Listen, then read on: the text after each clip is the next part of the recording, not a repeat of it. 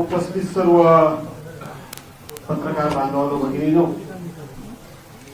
आमचे सर्व सहकारी ज्यांची नावं आमचे मित्र विजयराव वडेट्टीवार यांचे सर्व आमच्या विरोधी पक्षाचे सगळे नेते इथे आहेतच. आणि का जात नाही चहा पाण्याला त्या संदर्भामध्ये विजयरावांनी अतिशय खुलाशेवर अशा पद्धतीचं आपल्या सर्वांच्या समोर विवेचन केलेलं आहे. आम्हाला जे राज्याचे प्रमुख म्हणून आणि सभागृह नेते म्हणून ज्यांनी आम्हाला निमंत्रित केले आहे ते राज्याचे मुख्यमंत्री देवेंद्र फडणवीस यांनी चहा पानाला आम्हाला या म्हणून पत्र काय पाठवले की भास्कर भाऊराव जाधव आमदार पुढे काय केले की आपल्या महाराष्ट्राच्या विधानसभेला खूप मोठी गौरवशाली परंपरा लाभलेली आहे. आता ते कुठल्या अधिकारात पत्र पाठवतात, ते कोणत्या कॅपॅसिटीमध्ये आम्हाला पत्र पाठवतात, तर ते राज्याचे प्रमुख म्हणून ते आम्हाला पत्र पाठवतात. मग तशाच पद्धतीनं विरोधी पक्षाचा प्रमुख कोण आहे? दोन्ही सभागृहाला विरोधी पक्ष नेता नाही आणि आम्ही विरोधी पक्षाला विरोधी पक्ष नेत्यांना आम्ही चहा पानाला बोलवले म्हणून सांगायचं आणि विरोधी पक्ष नेता ही दोन्ही पदं खाली ठेवायची, मोकळी ठेवायची. पर्यायानं ही पदं ही शासन निर्मित नाही, ही पदं फक्त परंपरेनं पुढे आलेली नाही. तर डॉक्टर बाबासाहेब आंबेडकरांची जी घटना आहे त्या घटनेमध्ये विरोधी पक्षनेता कोण असावा, विरोधी पक्षनेता असलाच पाहिजे, त्याची निवडीची पद्धत ही विधिमंडळ नियमामध्ये सुद्धा आहे, घटनेमध्ये सुद्धा आहे, प्रथा परंपरेमध्ये सुद्धा आहे. आज सगळ्यात काय सांगितलं जायचं की एकूण सदस्य संख्येच्या 10% सदस्य असल्याशिवाय विरोधी पक्ष नेता पद निवडता येत नाही. परंतु ते साफ खोटं आहे याचे सगळे पुरावे आम्ही विधिमंडळाला दिले, सचिवांना दिले, अध्यक्षांना दिले आणि त्यांच्याकडून आम्ही लेखी पत्र मागून घेतलं की विरोधी पक्षनेता निवडीचे नियम आणि कायदेशीर तरतूद काय आहे आम्हाला हे लिखित स्वरूपामध्ये द्या. ते आम्हाला मागचे सगळे रेफरन्सेस सांगायला लागले. ते म्हटलं आमच्याकडे सगळे जाईल, आम्हाला कायदेशीर तरतूद काय आहे ती सांगा, लिखित स्वरूपामध्ये नियमामध्ये तरतूद काय आहे ती सांगा. आणि शेवटी सचिवांना, प्रधान सचिवांना पत्र द्यावं लागलं की अशा पद्धतीनं कुठेही सदस्य संख्येची अट विरोधी पक्षनेता निवडी करता नाही, तर ज्या पक्षाचे सदस्य जास्त त्या पक्षाच्या वतीनं, त्या पक्षप्रमुखांच्या वतीनं जे विरोधी पक्षनेते पदाकरता नाव येईल त्याच्या नावाची घोषणा अध्यक्षांनी करायची. अशा पद्धतीचं त्यांनी उत्तर आम्हाला दिलं. आज सभागृहातली परिस्थिती काय आहे? विधिमंडळातली, केवळ विधानसभेतली नाही, तर विधानसभा आणि विधान परिषद दोन्ही विरोधी पक्षनेतेपद खाली आहेत, दोन्ही. आणि मला असं वाटतं की महाराष्ट्राच्या इतिहासामधली 1936 साली स्थापन झालेल्या विधिमंडळापासूनची आज तागायत ही पहिला असा प्रसंग निर्माण झालाय. परवा हा बीएससीच्या मीटिंगमध्ये आम्ही विषय घेतला की दोन्ही सभागृहाचे विरोधी पक्ष नेतेपद ही पदं खाली आहे, या संदर्भामध्ये तुम्ही कार्यक्रम पत्रिकेमध्ये याची नोंद करा असं आम्ही त्यांना सांगितलं. परंतु सरकार हे इतकं मुजोर झाले, सरकार हे एवढं बेमुरवतखोर झाले, याचं कारण असं आहे की त्यांच्याकडे खूप मोठ्या प्रमाणामध्ये पाशवी बहुमत आहे. आम्ही त्यांना हेही सांगितलं, अरे तुमच्याकडे जर एवढं पाशवी बहुमत आहे आणि संख्येनं जर आम्ही कमी आहोत तर तुम्हाला आमची निवड करायला काहीच हरकत नाही विरोधी पक्ष नेत्यांची, कारण तुमच्याकडे संख्याबळ मोठ्या प्रमाणात आहे. परंतु सरकार घाबरू नये, सरकार भिवू नये. सरकारला हे माहित आहे की पलीकडे संख्याबळ जरी कमी असलं आणि आमच्याकडे संख्याबळ जास्त असलं तरी सुद्धा सरकारी पक्षाची पापं मोठी आहेत, सरकारी पक्षाचा भ्रष्टाचार मोठा आहे, सरकारी पक्षामध्ये एक वाक्यता नाहीये, सरकारमध्ये जवळजवळ सगळेच मंत्री त्यांच्या खात्याचे कॉन्ट्रॅक्टर झालेले आहेत आणि वारे माप फक्त आणि फक्त पैसा कमवणं, राज्याची तिजोरी लुटून, राज्याच्या तिजोरीतून लोकांना पैसे देऊन मतं विकत घेणं हा एक कलमी कार्यक्रम आपण करतोय आणि तिन्ही पक्ष मिळून सगळ्यात जास्त भ्रष्टाचार करण्यामध्ये एक नंबर कोणाचा लागेल या चढाओढीमध्ये सरकार असल्यामुळं, आणि मी हे म्हणतो म्हणून नाही तर नुकतीच नगरपंचायत आणि नगर परिषदांच्या निवडणुका झाल्या.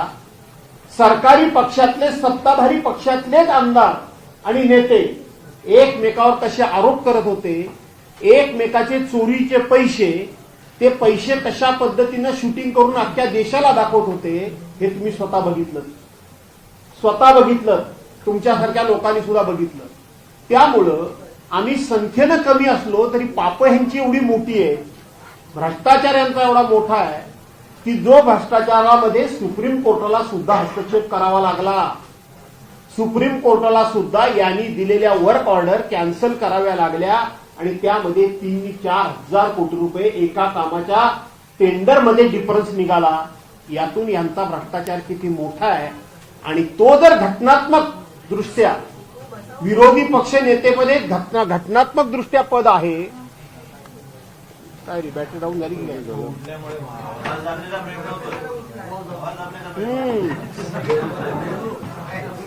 माझा आवाज येतोय का?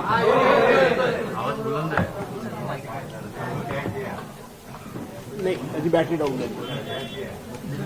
आणि म्हणून विरोधी पक्ष नेतेपद हे घटनात्मक पद आहे आणि ते जर घटनात्मक पद आपण जर त्या ठिकाणी त्याची नेमणूक केली तर आपली अनेक पापं ही बाहेर येतील आणि ती येऊ नये. आज 2 उपमुख्यमंत्री आहेत. घटनेमध्ये कुठेही उपमुख्यमंत्री नेमण्याची तरतूद नाही, कायद्यामध्ये नाही, नियमामध्ये नाही. जे कॅबिनेट मंत्री असतात त्या मंत्र्यांना जो दर्जा असतो त्याच्या पलीकडे उपमुख्यमंत्र्यांना काहीही विशेष अधिकार आणि दर्जा नाही. परंतु यांची स्वतःची राजकीय व्यवस्था होण्याकरता म्हणून यांनी ती पदं मात्र नेमली, पण विरोधी पक्ष नेतेपद नेमायचं नाही.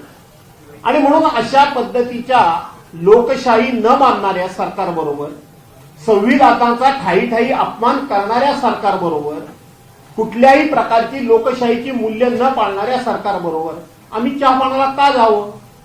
कशाकरता जावं? चहापानाला जाण्याचा अर्थ असा आहे की विरोधी पक्ष नेत्यांची काही म्हणणी असतात ती सत्ताधारी पक्षानं ऐकून घ्यावी लागतात. विरोधी पक्षाचे काही प्रस्ताव असतात जे लोकहिताचे असतात, जनहिताचे असतात, लोकांचे असतात, शेतकऱ्यांचे असतात.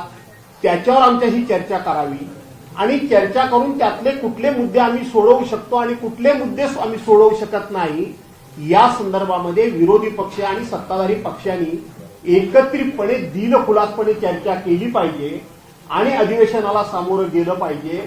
परंतु यांच्याकडे चर्चा करण्याचं सौजन्य नाही.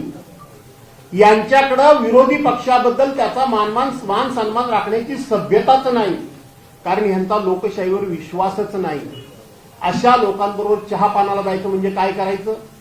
आम्ही हातात चहा घ्यायचा, त्यांनी हातात चहा घ्यायचा आणि आमचे फक्त फोटो काढून आम्हीच कसे ह्यांना मिळालेलो आहोत, आम्ही कसे यांच्याबरोबर आहोत, अशा पद्धतीनं आमच्या चांगुलपणाचा गैरफायदा घेऊन आम्हाला राजकीयदृष्ट्या बदनाम करण्याची मोहीम म्हणजे चहापान असा सत्ताधारी पक्षाचा समज आहे.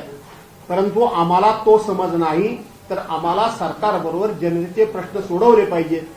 हे विदर्भामध्ये अधिवेशन आहे, विदर्भाचे प्रश्न प्रामुख्याने घेतले पाहिजेत, विदर्भाला प्रामुख्याने न्याय दिला पाहिजे हा आमचा आग्रह असणार आहे. तो आग्रह त्यांना ऐकायला वेळच नाहीये, त्यांच्याकडे त्यांना त्याची आवश्यकताच वाटत नाहीये, कारण पाचवी बहुमत भयंकर असल्यामुळे प्रकारची अडचण नाही. आम्ही सांगितलं की यंदा पाऊस पडला, कापूसवाला शेतकरी असेल, शेतकरी असेल, तो शेतकरी असेल, मच्छीमार बांधव असेल, सगळं कोसळून पडलंय. आणि तुम्ही मंत्रिमंडळामध्ये 300 कोटीचं काहीतरी पॅकेज जाहीर केलं. आमचा आग्रह हा होता की हे या पॅकेज बद्दल फ्लोअरवर चर्चा झाली पाहिजे. फ्लोअरवर चर्चा होणं त्या ठिकाणी आश्वासन हे सरकारला बंधनकारक नसते आणि म्हणून सरकारला हे चर्चाच नको आहे. सरकारला हे चर्चाच नको आहे. लोकांना फक्त आणि फक्त फसवायचं. उद्धव साहेबांच्या कारकिर्दीमध्ये कोरोनाच्या काळात काही योजना बंद झाल्या म्हणून हे बंदी सरकार म्हणून सांगत होते, सरकार सांगत होते, स्थगिती सरकार सांगत होते. आताच माझे सहकारी विजय वडेट्टीवार यांनी 50 योजना वाचून दाखवल्या. 50 योजना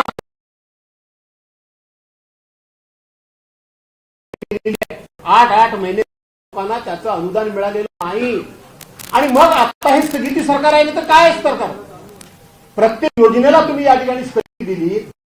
आज तुम्हाला मी सांगतो, पूर्वी चर्चा की पूर्ण महाराष्ट्र हा विदर्भावर अन्याय करतोय, विदर्भाचा बॅकलॉग वाढवतोय, विदर्भाला न्याय दिला पाहिजे अशी चर्चा व्हायची.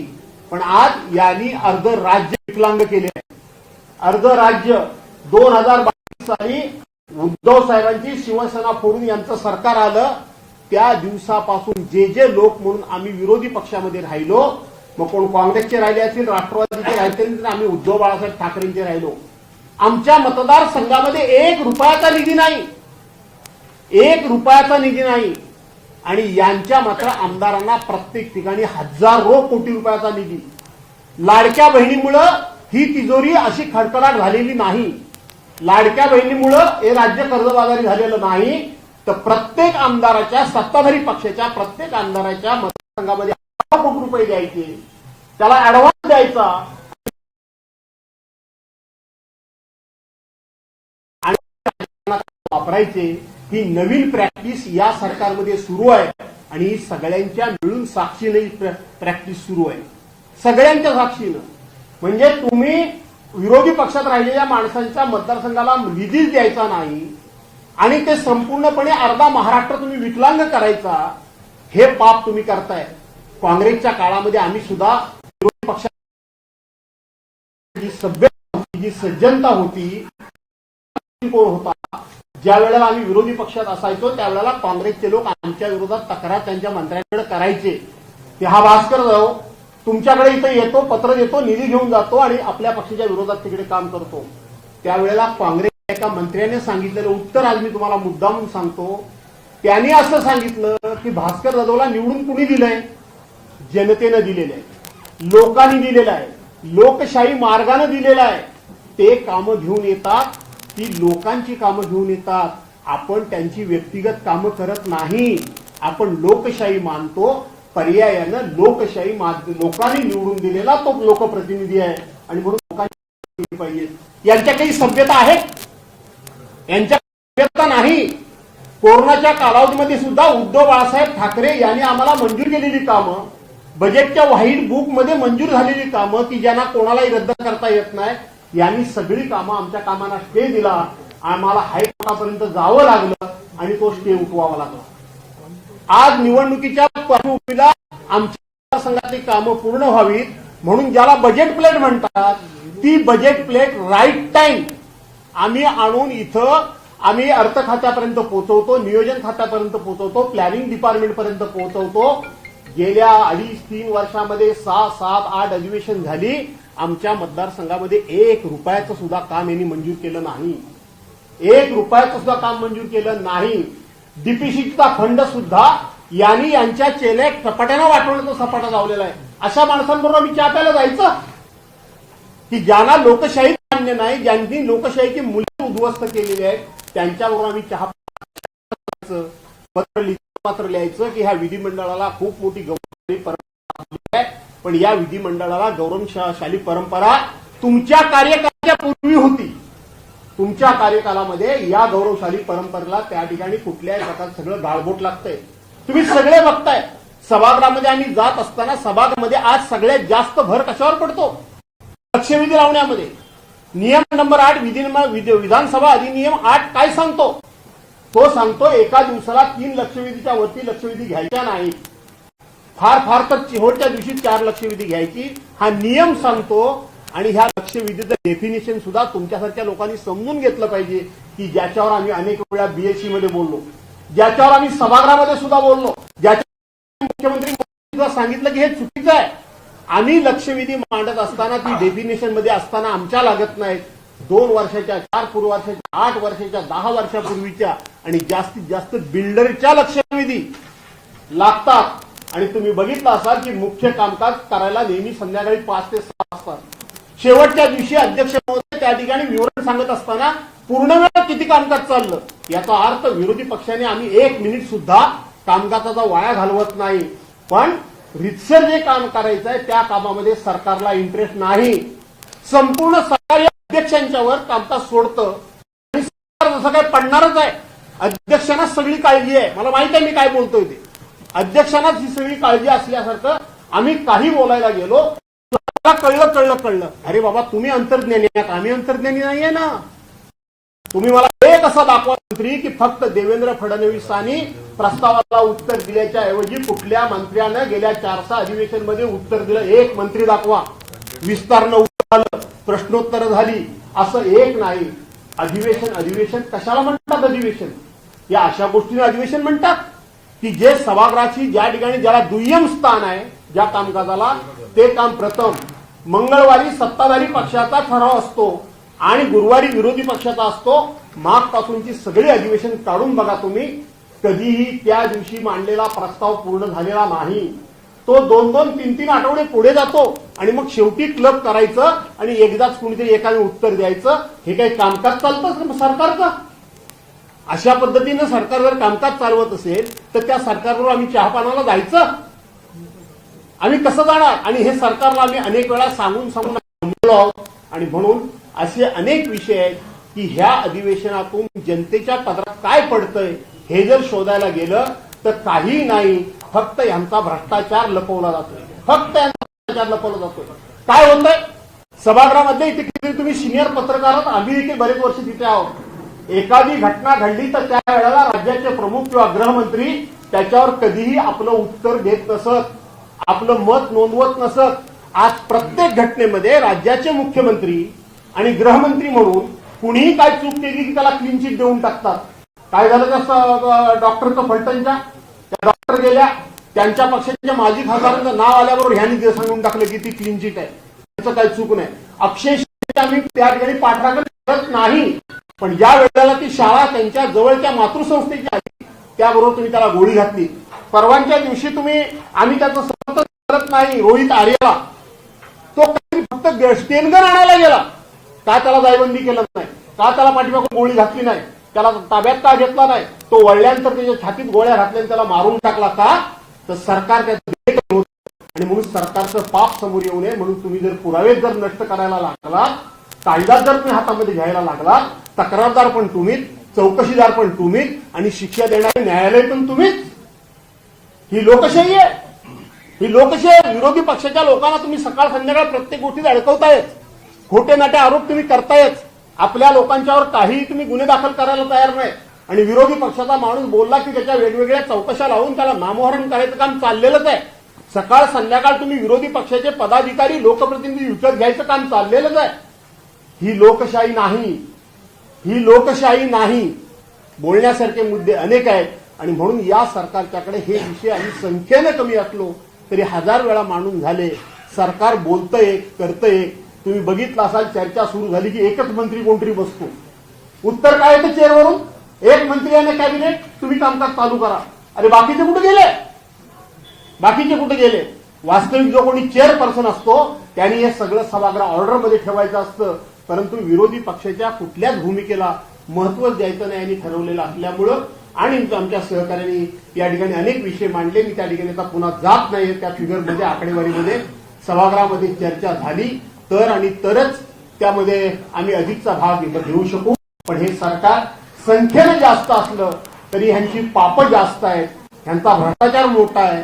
हे तिघेही एकमेकाला त्या ठिकाणी कट्टू साईज करायला बसलेले असल्यामुळं रोज सकाळ संध्याकाळ दिल्लीला जाणं आणि कोणासमोर तरी त्या ठिकाणी कैफियत मांडणं एवढंच काम या सरकारला शिल्लक असल्यामुळं विरोधी पक्ष संख्येनं कमी असला तरी सुद्धा तो आपल्याला धारेवर धरल्याशिवाय राहणार नाही, तो आपल्याला काट्यावर घेतल्याशिवाय राहणार नाही आणि आपल्या पापांचा पाडा महाराष्ट्रावर येऊ नये म्हणून ते विरोधी पक्ष नेत्यांच्या निवडी करत नाहीये. आणि म्हणून त्यांनी जे बोलवलं ते व्यक्तिगत आम्हाला बोलवलं.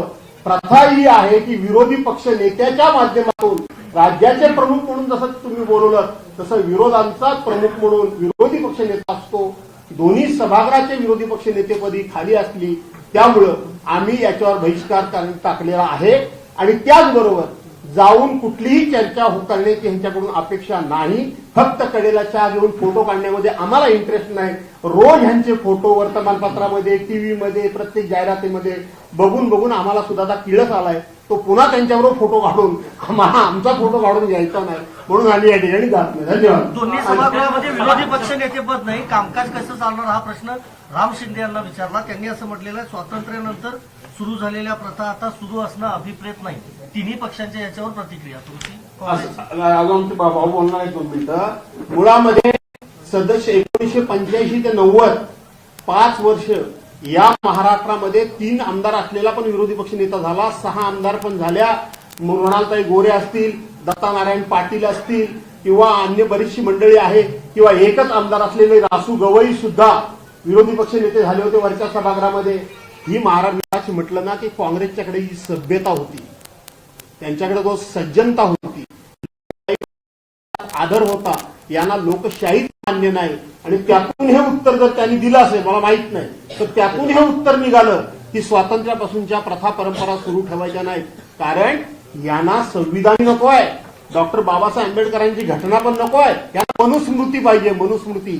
ते मनुस्मृतीच्या विचारातून ही डोक्यातून असली उत्तर निघतात, एवढंच मी सांगेन. भास्कर शेठ, सरकार तुमचं ऐकत नाही विरोधी पक्ष नेता. ह्याच्यावर तिन्ही विरोधी ह्याच्यावर तिन्ही पक्षांचं पाहिजे. नाही, आता या संदर्भात राम शिंदेजी सभापती महोदयांचे जे काही उत्तर आहे, स्वातंत्र्यानंतरच्या प्रथा परंपरा पुढे चालणं अभिप्रेत नाही, हे खरं म्हणजे लोकशाहीला घातक असं उत्तर आहे. आता त्याचा उल्लेख सन्माननीय भास्कर जाधव साहेबांनी केला. ज्यांना लोकशाही मान्य नाही तशाकडून काय अपेक्षा ठेवणार आम्ही? विरोधी पक्ष नेत्याच्या संदर्भात प्रश्न विचारल्यानंतर जर असं उत्तर येत असेल तर या देशामध्ये किंवा राज्यामध्ये हुकुमशाही प्रवृत्तीनं आता डोकं वर काढलाय. हुकुमशाही पद्धतीनं हा राज्य पोलिसांना चालवायचा आहे. म्हणजे स्वातंत्र्यानंतरच्या प्रथा परंपरा घेऊन या राज्याने शिखर गाठलेला आहे, देशाने शिखर गाठलेला आहे. आणि हा देश कायद्यावर चालतो, नियमावर चालतो, संविधानावर चालतो. आणि त्या संविधानालाच परंपरा म्हणून आपण जपून पुढे जातो. पण दुर्दैव म्हणावं लागेल की अशा पद्धतीने वक्तव्य आलं असेल तर महाराष्ट्रासाठी ही दुर्दैवाची बाब आहे, एवढं मी म्हणतो. देशमुख साहेब देशमुख साहेबांना राम शिंदेना फक्त एवढीच आठवण करून द्या की राम शिंदेचं सभापतीपद निवड होण्यापूर्वी 2.5 वर्ष विधान परिषदेला सभापती होता. मग जेव्हा त्यांची निवड व्हायची वेळ आली तेव्हा त्यांनी सांगायला हवं होतं की मला निवडू नका, आहे तसंच चालू ठेवा. यूट्यूबवर सुद्धा रायगड टाइम्स सर्च करा आणि पहा रायगडच्या कानाकोपऱ्यातील प्रत्येक बित्तम बातमी. आणि हो, लगेचच सबस्क्राईब बटनवर क्लिक करायला विसरू नका. रायगड टाइम्स, आपलं चॅनल, आपला आवाज.